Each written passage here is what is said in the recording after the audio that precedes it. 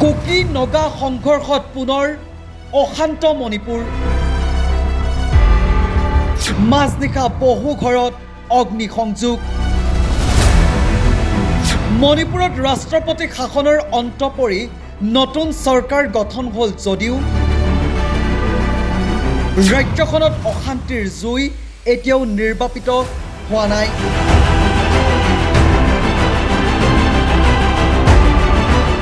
হয়, পুনৰ দেখিবলৈ পোৱা গৈছে অশান্ত জৰ্জৰ মণিপুৰ।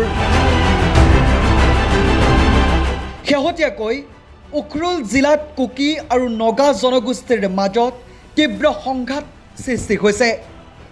দেওবাৰে নিশাৰ পৰা আৰম্ভ হোৱা এই হিংসাত্মক ঘটনাত উন্মত্ত জনতাই বহু বাসগৃহ আৰু বাহনত অগ্নিসংযোগ কৰাৰ গুৰুতৰ অভিযোগ উত্থাপন হৈছে। সমগ্ৰ অঞ্চলটোত এক থমথম পৰিৱেশ বিৰাজ কৰাৰ পৰিপ্ৰেক্ষিতত পৰিস্থিতি নিয়ন্ত্ৰণৰ বাবে প্ৰশাসনে ইতিমধ্যে সান্ধ্য আইন জাৰি কৰিছে। প্ৰাপ্ত তথ্য অনুসৰি দেওবাৰে নগা জনগোষ্ঠীৰ এজন যুৱকৰ ওপৰত হোৱা আক্ৰমণক কেন্দ্ৰ কৰিয়েই এই উত্তেজনাৰ সৃষ্টি হয়। অভিযোগ অনুসৰি কুকি জনগোষ্ঠীৰ সশস্ত্ৰ বিদ্ৰোহীয়ে এই আক্ৰমণ চলাইছিল। ইয়াৰ পাছতে দুয়োটা পক্ষৰ মাজত সংঘৰ্ষৰ সৃষ্টি হয় আৰু পৰিস্থিতি অধিক ভয়াৱহ হৈ পৰে। উখৰুল জিলাৰ লিটন গাঁৱত নিৰাপত্তা বাহিনী মোতায়েন কৰাৰ লগতে উত্তেজিত জনতাক ছত্ৰভংগ দিবলৈ কন্দুৱা গেছ নিক্ষেপ কৰিবলগীয়া হয়। সূত্ৰৰ খবৰ অনুসৰি সংঘৰ্ষৰ মাজতে কেইবা ৰাউণ্ড গুলীচালনাৰ শব্দও শুনা গৈছে। পৰিস্থিতি গুৰুতৰ অনুধাৱন কৰি উখৰুল জিলা প্ৰশাসনে দেওবাৰে সন্ধিয়া 7 বজাৰ পৰা কাৰ্যকৰী হোৱাকৈ এক নিৰ্দেশনা জাৰি কৰিছে।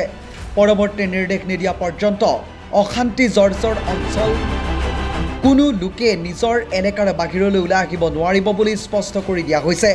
অৰ্থাৎ সমগ্ৰ অঞ্চলটোত এতিয়াও সান্ধ্য আইন সদৃশ কঠোৰ বাধা আৰোপ কৰা হৈছে। প্ৰশাসনৰ কঠোৰ নিৰাপত্তাৰ মাজতে দেওবাৰে মাজনিশা পৰিস্থিতি পুনৰ উত্তপ্ত হৈ উঠে। অভিযোগ উঠিছে যে কুকি বিদ্ৰোহীয়ে কেইবাটাও নগা পৰিয়ালৰ ঘৰত জুই লগাই দিয়ে। একেদৰে নগা পক্ষৰ পৰাও কুকি জনগোষ্ঠীৰ কেইবাটাও বাসগৃহত অগ্নিসংযোগ কৰাৰ বিপৰীতে অভিযোগ উত্থাপন হৈছে ছ'চিয়েল মিডিয়াত ভাইৰেল হোৱা কিছুমান ভিডিঅ'ত, যাৰ সত্যতা এতিয়াও নিশ্চিত হোৱা নাই। একাংশ সশস্ত্ৰ লোকে ঘৰ আৰু গাড়ীত জুই লগাই দিয়াৰ লগতে শূন্যলৈ গুলীচালনা কৰাও দেখা গৈছে। সোমবাৰে পুৱাৰে পৰা অঞ্চলটোত অতিৰিক্ত নিৰাপত্তা বাহিনী মোতায়েন কৰা হৈছে। জিলা প্ৰশাসনৰ এজন বিষয়াই জনোৱা মতে বৰ্তমান পৰিস্থিতি অতি গভীৰ হৈ আছে।